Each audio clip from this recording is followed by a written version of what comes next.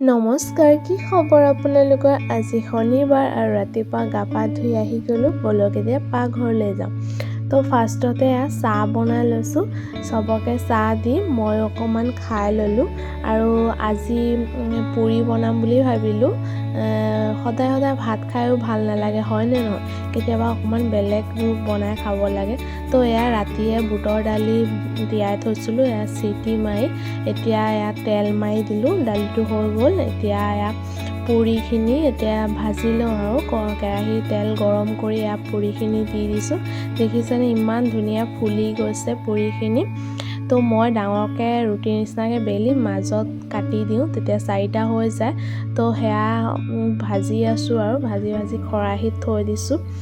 আৰু গম পাইছেনে, কিছুমান মানুহৰ যে মোক লৈ ইমানেই প্ৰব্লেম, মানে কি ক'ম আৰু। মই বেংগলী হৈ অসমীয়াৰ লগত বিয়া হৈছোঁ বুলি তেখেতৰ ঢেৰ প্ৰব্লেম, কিন্তু আমাৰ ঘৰৰ মানুহৰ কিন্তু একোৱে প্ৰব্লেম নাই।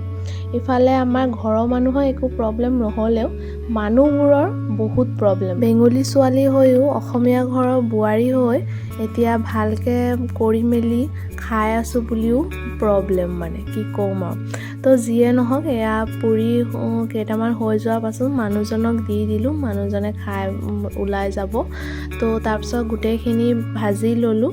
আৰু দেউতাৰ কাৰণে শুকান ৰুটি বনাই আছোঁ, দেউতা পুৰি নাখায়। তো দেউতালৈ শুকান ৰুটি কেইটামান পুৰি দিছোঁ, বনাই মেলি তাৰপিছত ময়ো খাই লৈছোঁ। সদায় ৰাতিপুৱা আমাৰ ভাতটোৱে বনোৱা হয় বেছিভাগ, কেতিয়াবা মন নাযায় আৰু সদায় ভাতনো কিমান খাম আৰু, সেইকাৰণে কেতিয়াবা পুৰি বনাওঁ, কেতিয়াবা ৰুটিও বনাওঁ। আৰু আমাৰ যে মিস্ত্ৰী আছিলে দুটা, সেই মিস্ত্ৰী দুটা কালি ঘৰলৈ গ'ল।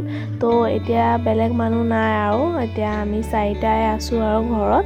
খাই বৈ বাহিৰত আহি দেখিলোঁ মায়ে ইফালে গাহৰিলৈ দানা সিজাই আছে। তো তাৰপিছত গাখীৰ অকণমান আছিলে, পনীৰ বনাওঁ আজি, যিহেতু শনিবাৰ নিৰামিষ। তো সেইকাৰণে পনীৰ বনাব লৈছোঁ। আজি ভিনেগাৰ দিছোঁ গাখীৰত। তো লাহে লাহে গাখীৰটো ফাটিছে আৰু ইমানখিনি পনীৰ হ'ল আৰু। এতিয়া পনীৰৰ তৰকাৰী বনাম দুপৰীয়ালৈ। আৰু এইফালে ৰঙালাও কাটি লৈছোঁ, ৰঙালাও ভাজিম। তো এইফালে মোৰ ৰঙালাও ভাজি হৈ গ'ল আৰু এইফালে পনীৰৰ তৰকাৰীও হৈ গ'ল। আজি ভিডিঅ'টো চাই কেনেকুৱা পালে কমেণ্টত জনাব। আজি ভিডিঅ'টো ইয়ালৈকে, লগ পাম নতুন এটা ভিডিঅ'।